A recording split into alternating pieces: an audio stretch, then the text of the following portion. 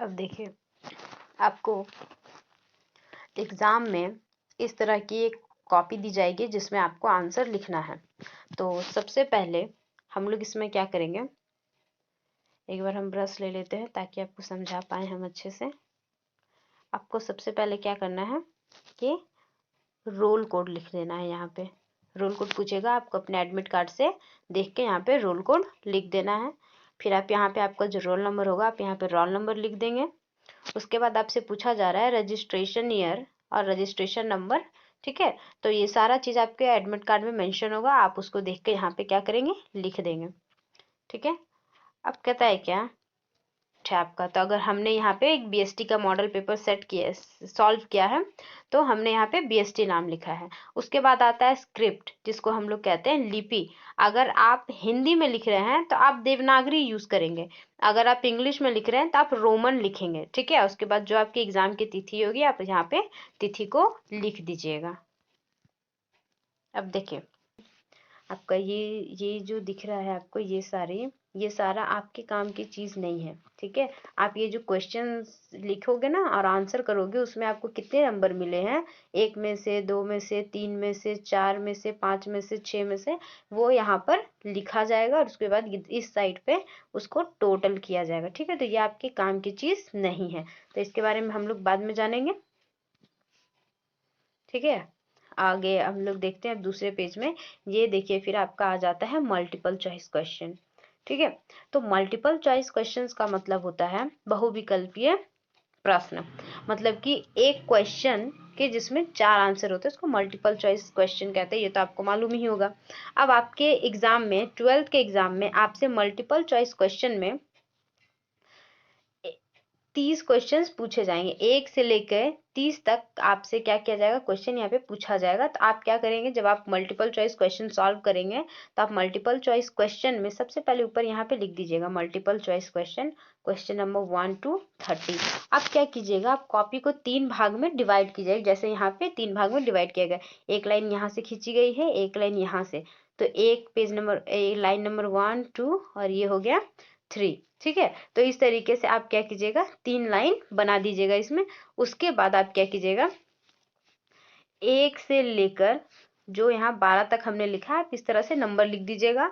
फिर आप यहाँ से 30 तक सबसे पहले नंबर कर दीजिएगा। उसके बाद आप जो आंसर सही होगा उसके ऑप्शन यहाँ से लेके यहाँ तक लिख दीजिएगा। उसके बाद आपको क्या करना, अगर आपको लगे कि जगह खाली है तो आप उसका आंसर भी लिख सकते हैं। अगर आप हिंदी में लिखते हैं तो हिंदी में लिखिए, और इंग्लिश में लिखते हैं तो आप इंग्लिश में इस तरीके से आंसर लिख सकते हैं। आप ऑब्जेक्टिव का खास करके कोशिश कीजिएगा कि इसी तरीके से लिखें, ताकि जो आपका कॉपी चेक करे उसको सारे आंसर एक जगह पे बहुत अच्छे तरीके से मिल जाए। अगर इस तरीके से होगा तो आपका नंबर बहुत अच्छा आएगा।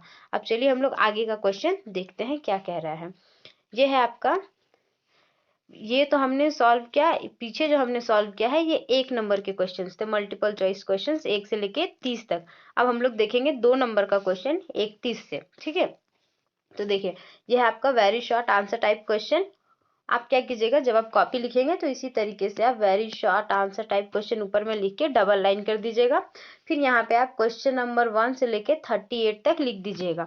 लेकिन देखिए यहाँ पे आपको 8 क्वेश्चन दिया गया है, जिसमें से आपको 6 ही क्वेश्चन क्या करना है, बनाना है, और वो क्वेश्चन से आपके 2 नंबर के टोटल, यानी कि 12 मार्क्स का आपको यहाँ पे क्या करना है, बनाना है। इसका मतलब 8 में से 6 मार्क्स, 6 ही क्वेश्चन आपको क्या करना है, यहाँ पे बनाना है। तो सबसे पहला क्वेश्चन देखिए, हमने यहाँ पे ना क्वेश्चन भी लिखा है, आप एग्जाम में क्वेश्चन नहीं लिखिएगा, नहीं तो आपका समय बेकार में वेस्ट होगा। तो आप बस हेडिंग दे दीजिएगा कि संगठन या फिर ऑर्गेनाइजेशन, और आप उसको क्या कीजिएगा, डबल लाइन कर दीजिएगा ब्लैक पेन से। उसके बाद क्या करेंगे, हम लोग आंसर करेंगे। जैसे यहाँ पे हमने लिखा है पहला क्वेश्चन, संगठन से आप क्या समझते हैं एवं संगठन को परिभाषित कीजिए, या फिर डिफाइन ऑर्गेनाइजेशन। तो 2 नंबर का था, इसलिए हमने इसको 1 2 3 4 से 4.5 लाइन में इसको हमने लिखकर खत्म कर लिया। अब जहाँ पे 2 नंबर का आंसर होगा आप वहां पे कोशिश करेंगे कि 1 2 3 4 से 4.5 लाइन में ये खत्म हो गया। मैक्सिमम 4.5 लाइन, मिनिमम 3 से 4 लाइन में आप इसको क्या करेंगे, आंसर कीजिएगा। तो इसी तरह से 2 क्वेश्चन का आंसर जो इसको आप लोग 4 लाइन में एक्सप्लेन कीजिएगा। जैसे यहाँ पे क्वेश्चन हो गया व्हाट इज ऑर्गेनाइजेशन, यहाँ पे हमसे पूछा गया name the father of scientific management, यहाँ पे वैज्ञानिक प्रबंध के जन्मदाता या पिता के बारे में पूछा गया था। हमने इसका भी आंसर 4 नंबर में किया। इसके बाद पूछा गया है कि व्हाट इज स्टॉक मार्केट, यानी कि शेयर बाजार से आप क्या समझते हैं।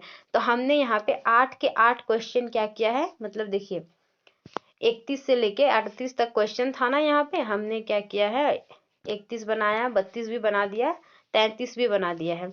उसके बाद हमने 34, 35 सभी का आंसर देखिए 1 2 3 4 5 लाइन, 4 से 5 लाइन में यहाँ पे खत्म हो गया। सबका आंसर इसी तरीके से आपको करना है। जैसे यहाँ पे क्वेश्चन पूछा प्रबंध का क्या अर्थ है, तो देखिए 1 2 3 4 5 लाइन में खत्म हो गया ना। देखिए लिखने का तो आपको 3 से 4 लाइन ही चाहिए, लेकिन हमने यहाँ पे 5 लाइन लिखा है इसलिए ताकि हमारा एक भी नंबर ना कटे और हम लोग सटीक से सटीक आंसर यहाँ पे दे सके। ठीक है, इसलिए हमने क्या किया है, इस तरीके से लिखा है। अब देखिए हम लोग आगे समझेंगे। यहाँ 38 तक तो क्या था, यहाँ 38 तक क्वेश्चन जो है ये 2 नंबर के क्वेश्चन है। हमने यहाँ तक एक्सप्लेन कर दिया। आपको 6 ही 36 तक, मतलब कि आपको 6 ही क्वेश्चन बनाने हैं। आप 8 में से आपको 6 क्वेश्चन 2 2 नंबर के बनाने हैं। हमने 8 बना दिया ताकि आपको समझ में अच्छे से आए। अब आइए हम लोग आगे देखते हैं। यहाँ पे है शॉर्ट आंसर टाइप क्वेश्चन। ठीक है, पहले था क्या, very short answer type question जो 2 मार्क्स के थे, जो आपको 6 बनाने थे 8 में से।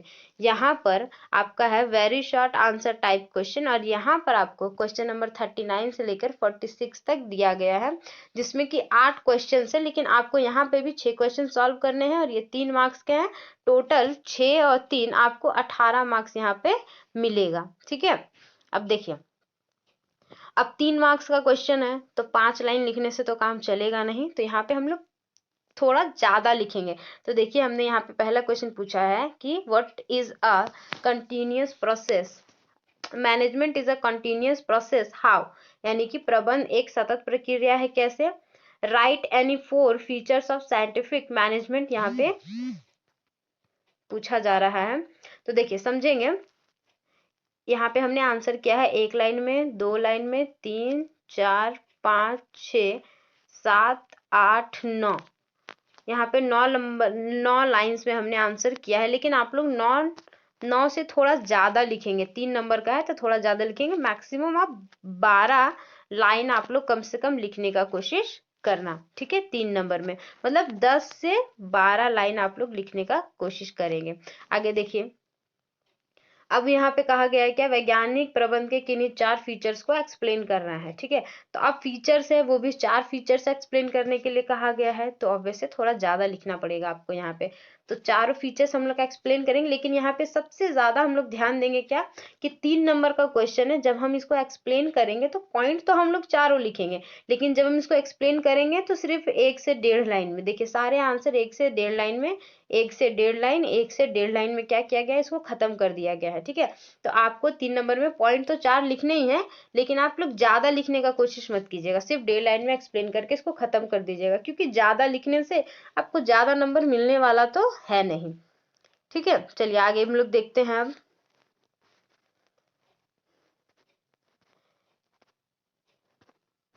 देखिए आपका यहाँ से स्टार्ट हुआ था, एक बार हम फिर से दिखा देते हैं आपको। 39 40, उसके बाद है आपका यहाँ पे 41 क्वेश्चन नंबर, ये भी बना दिया गया है। फिर आपका यहाँ पे है 42, ये भी बना दिया है। सेबी के उद्देश्य क्या है ये भी हमने बताया है यहाँ पे। मतलब हमने तो यहाँ पे आपको समझाने के लिए सारे क्वेश्चंस को यहाँ पे सॉल्व किया, लेकिन आपको 8 में से केवल 6 ही क्वेश्चंस को क्या करना है, बनाना है। अब देखिए, अब एक चीज और खास तौर पे आप ध्यान दीजिएगा, जो हम आपको बताना चाह रहे थे कि देखिए हर क्वेश्चन के खत्म होने के बाद हमने यहाँ पे एक लाइन ड्रॉ की है। ये लाइन यहाँ पे ड्रॉ की, देखिए आप यहाँ पे भी देख सकते हैं लाइन। अब इस लाइन में आपको एक चीज समझना क्या है कि जैसे ही देखिए यहाँ पे क्वेश्चन खत्म हो चुका है हमारा, देखिए हम एक बार मार्क करके आपको बताते हैं, इस जगह पे हमारा क्वेश्चन क्या है, खत्म हो चुका है। हमने क्या किया, वहां से एक लाइन ये और एक लाइन ये, 2 लाइन छोड़ दी है। उसके बाद हमने एक लाइन और छोड़ी, उसके बाद हमने प्रश्न लिखा। लेकिन आपको प्रश्न लिखना नहीं, आप सिर्फ हेडिंग देंगे कि एक अच्छे ब्रांड नाम के विशेषता क्या क्या है, उसके बाद फिर आप इसको एक्सप्लेन करेंगे। ये भी 3 नंबर का ही क्वेश्चन। अब देखिए यहाँ पे क्वेश्चन खत्म हो गया ना, हमने यहाँ से फिर 2 लाइन छोड़ा, उसके बाद हमने इसको क्या किया, ब्लैक पेन से लाइन खींच के बंद कर दिया। अभी डबल लाइन खींचा हमने, उसके बाद फिर हमने एक और ये 2 लाइन छोड़ के उसके बाद हमने अगला क्वेश्चन को क्या किया, यहाँ पर लिखा है। हम बार बार कह रहे हैं आपको क्वेश्चन नहीं लिखना, आप सिर्फ हेडिंग दीजिएगा। अब देखिए यहाँ पर भी हमारा क्वेश्चन खत्म हो गया 3 नंबर का। हमने यहाँ पे डबल लाइन दिया है, इस तरीके से क्रॉसिंग की, बंद कर दिया और उसके बाद फिर हमने अगला क्वेश्चन पे जंप करेंगे। अब देखिए यहाँ तक इतने क्वेश्चंस का एक्सप्लेन करने के बाद हम 10 पेज नंबर अभी तक 10 पेज तक हम लोग लिख चुके हैं। अब हम लोग आगे देखेंगे। देखिए अब कहता है क्या, हाँ यहाँ से एक आपका इम्पोर्टेंट क्वेश्चन, इम्पोर्टेंट तो सारे क्वेश्चन ही, लेकिन अगर हम लॉन्ग क्वेश्चन में देखें तो यहाँ से आपको बताया गया। तो सबसे पहले हम जब लॉन्ग क्वेश्चन बनाएंगे तो ऊपर लिख देंगे लॉन्ग आंसर टाइप क्वेश्चन, ताकि जो हमारा कॉपी चेक कर रहा है उसको बहुत अच्छे से समझ में आ जाए कि भैया आपने जो आंसर लिखा है वो किस तरीके से है। और एक आंसर ना कंटिन्यूअस होना और एक सेंटर वाइज होना, नंबर से होना बहुत ज़रूरी होता है। जब आप नंबर से क्वेश्चंस का आंसर करेंगे तो बहुत ही अच्छे से जो आपकी कॉपी को चेक करेंगे उनको समझ में आएगा, ठीक है। और आपको भी कॉपी देखने में बहुत अच्छा लगेगा, आप कॉन्फिडेंट फील करोगे कि आपने कॉपी बहुत अच्छे तरीके से लिखी है। अब आप यही कॉपी जो देख रहे हैं इसमें आप देखिए हमने बहुत अच्छे से पहले लिख दिया लॉन्ग आंसर टाइप क्वेश्चन, फिर क्वेश्चन नंबर कहाँ से कहाँ तक है हमने वो लिख दिया। जैसे क्वेश्चन नंबर है 47 से लेके 52 तक, ठीक है। इसमें भी आपको 4 ही क्वेश्चन बनाने हैं, 5 मार्क्स के हैं, यहाँ पे आपको टोटल 20 मार्क्स मिलेंगे। हमने इतना लिख दिया। अब उसके बाद देखिए हमने यहाँ पे क्वेश्चन लिखा। क्वेश्चन पूछ रहा है क्या, briefly explain the rights to a consumer available under the consumer protection act 1986। अब देखिए क्वेश्चन कह रहा है क्या, उपभोक्ता संरक्षण अधिनियम 1986 के अंतर्गत उपभोक्ताओं को उपलब्ध अधिकारों का वर्णन कीजिए। क्वेश्चन पूरा आप समझ गए, ठीक है, लेकिन यहाँ पे उपभोक्ता के अधिकार की बात की जा रही है। हम एक क्वेश्चन आपको पढ़ के बताते हैं आपको कैसे लिखना चाहिए। देखिए सबसे पहले हमने क्या किया, आंसर यहाँ लिख दिया है। अब हमने हेडिंग दे दिया क्या कि उपभोक्ता संरक्षण अधिनियम 1986 की धारा 6 में उपभोक्ता के निम्न 6 अधिकारों का उल्लेख किया गया है। अब देखिए सबसे पहला पॉइंट क्या लिखेंगे, राइट टू सेफ्टी, सुरक्षा का अधिकार। अब हमने हेडिंग लिख दिया, जो हिंदी वाले हैं वो हिंदी से लिखेंगे, जो इंग्लिश वाले हैं वो इंग्लिश में लिखेंगे। और फिर वही सेम चीज डबल लाइन करना आपको मस्ट है, ब्लैक पेन से करेंगे ताकि अच्छा लगे देखने में। उसके बाद जब हम लोग आंसर लिखेंगे तो हम ब्लू पेन से लिखेंगे। अब ये 5 नंबर का है तो हमने इसको 4 लाइन में आपको एक्सप्लेन इसको करके खत्म कर देना है। यहाँ पे थोड़ी लाइंस बढ़ गई लेकिन एक्सप्लेन 4 लाइन में ही किया गया है, ठीक है। तो 4 लाइन में हम लोग इसको एक्सप्लेन करेंगे। देखिए क्या लिखा गया, सुरक्षा के अधिकार से आशय ऐसी वस्तुओं के विपणन यानी कि विक्रय और विक्रय से सुरक्षा प्रदान करना है जो उनके जीवन एवं स्वास्थ्य के लिए खतरनाक एवं हानिकारक सिद्ध हो सकती है, ठीक है। हमने इसको 4 लाइन में यहाँ एक्सप्लेन किया। फिर देखिए इसके 6 पॉइंट थे, तो ये दूसरा पहला पॉइंट हमने आपको बता दिया, 3 4 यहाँ पे 5 पॉइंट हो गया।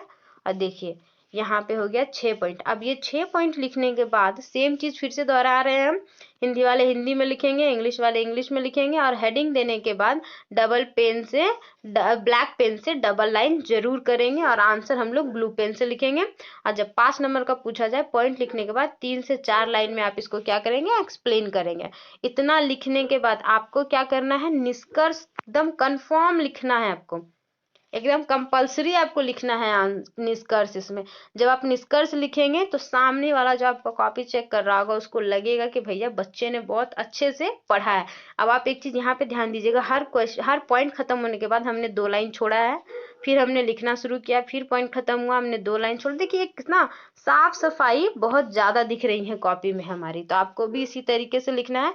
और जब आप निष्कर्ष लिख लेंगे, निष्कर्ष में हमेशा आप जब भी निष्कर्ष लिखें एक पॉइंट जरूर यूज करें, ये वाली लाइन कि उपरोक्त सभी तथ्यों का अध्ययन करने के पश्चात हम निष्कर्ष के तौर पर यह कह सकते हैं कि, उसके बाद आप जो भी समझे हैं अपना आंसर यहाँ पे लिख देंगे, ठीक है। उसके बाद आंसर लिखने के बाद वही 2 लाइन छोड़कर डबल ब्लैक पेन से लाइन करके इसको बंद कर देंगे कि भैया अब इसके बाद हम आंसर इसका यहीं पे खत्म कर रहे हैं। ऐसे आपकी कॉपी देखने में बहुत अच्छी लगेगी। देखिए इसी तरह से हमने बाकी के भी क्वेश्चंस लिखे हैं, आप देखिए आपको समझ में आएगा। देखिए एक क्वेश्चन आपका यहाँ पे है 48 में, यहाँ पे नियुक्तिकरण की प्रक्रिया पूछी जा रही है। इसका मतलब है कि स्टाफिंग का प्रोसेस पूछा जा रहा है। हमने यहाँ पे भूमिका लिखे, भूमिका भी लिखना आपको कंपलसरी है। फिर हमने इसके सारे पॉइंट्स एक्सप्लेन किए हैं यहाँ पे। उसके बाद जब सारे पॉइंट खत्म हो गए हैं तो हमने क्या किया, यहाँ पे निष्कर्ष लिखा है। फिर हमने वही लाइन यूज की है कि उपयुक्त सभी बातों का अध्ययन करने के पश्चात निष्कर्ष के तौर पर हम ये कह सकते हैं कि कर्मचारियों को कार्य पर लगाने से पहले अनेक चरणों से गुजरना पड़ता है ताकि उनके काम से संतुष्टि मिल सके। मतलब हमने इस क्वेश्चन से जो भी समझा है हमने यहाँ पे निष्कर्ष के तौर पे लिख दिया, इसको डबल पेन से बंद कर दिया, फिर हमने अगला क्वेश्चन यहाँ पे लिखा है। अब ये जो पूछ रहा है हम क्वेश्चन में वो चीज लिख देंगे। अब फिर देखिए सेम वही चीज यहाँ पे भी देखिए हमने निष्कर्ष लिखा है ना, उसके बाद यहाँ अंत में इसको बंद किया और सभी के बीच में 2-2 लाइन का गैप हमने छोड़ा है। आप भी ऐसे ही लिखिएगा, आपकी कॉपी बहुत अच्छी लगेगी देखने में। उसके बाद देखिए एक क्वेश्चन यहाँ पे पूछा गया, इसमें भी हमने भूमिका लिखा है, अर्थ लिखा। अब देखिए जैसे हाँ ये क्वेश्चन आप समझिए कि अगर जैसे इस क्वेश्चन में पूछा गया है कि what is meant by working capital, यानी कि आपसे कार्यशील पूंजी से आप क्या समझते हैं ये पूछा जा रहा है। तो सबसे पहले हम लोग इंट्रोडक्शन लिख देंगे, भूमिका 2 लाइन की, फिर हम उसका अर्थ लिख देंगे, फिर एक किसी भी राइटर ने क्या कहा है उसके बारे में, जो आपको आसान लगे, छोटा भी हो आप यहाँ पर लिख दिए। ठीक है, तो परिभाषा भी हमने यहाँ पे लिख दिया है। उसके बाद देखिए यहाँ पे हमने क्या किया है, परिभाषा लिखने के बाद निष्कर्ष भी लिख दिया है। उसके बाद इसी क्वेश्चन में एक चीज और पूछ रहा है, इसके आगे देखिए यहाँ पे कि कार्यशील पूंजी को प्रभावित करने वाले घटकों का भी वर्णन कीजिए। हमने पहले इसका अर्थ लिख दिया है, निष्कर्ष भी लिख दिया, अब हम क्या करेंगे इसके घटक लिखेंगे। तो घटक लिखने से पहले हम यहाँ लिख देंगे कि कार्यशील पूंजी को प्रभावित करने वाले घटक निम्नलिखित हैं जो कुछ इस प्रकार से हैं। तो यहाँ पे लिख दिया गया है। अब समझिए इसके जितने भी घटक जैसे व्यवसाय की प्रकृति, निर्माण प्रक्रिया की अवधि। अब देखिए इसमें भी हमने 5 नंबर का क्वेश्चन है, तो 1 2 3 4 लाइन में इसको एक्सप्लेन किया है, 1 2 3 3.5 लाइन में इसको खत्म किया। तो कहना का मतलब यही है कि 4 से 7 मतलब 3 3.5 4 लाइन आप ऐसे करके इसमें आंसर करेंगे। उसके बाद देखिए आगे का पॉइंट क्या कहता है, 3 नंबर है, 4 नंबर, 5 नंबर, सब में देखिए वही चीज है ना, 2-2 लाइन की हमने गैपिंग रखी है। हमने इस कॉपी को लिखते समय बहुत ध्यान दिया है कि इस कॉपी में जितनी ज्यादा उसके साफ सफाई रहेगी। अब देखिए कभी कभी लिखने के दौरान क्या होती है ना, कुछ गलतियां हो जाती है, जैसे कि हमसे भी यहाँ पे गलती हुई है। तो हमको क्या करना है, इसको ज्यादा नहीं काटना। जैसे हमने यहाँ पे 2 बार पेन चला दिया, आप 2 बार भी पेन ना चलाएं।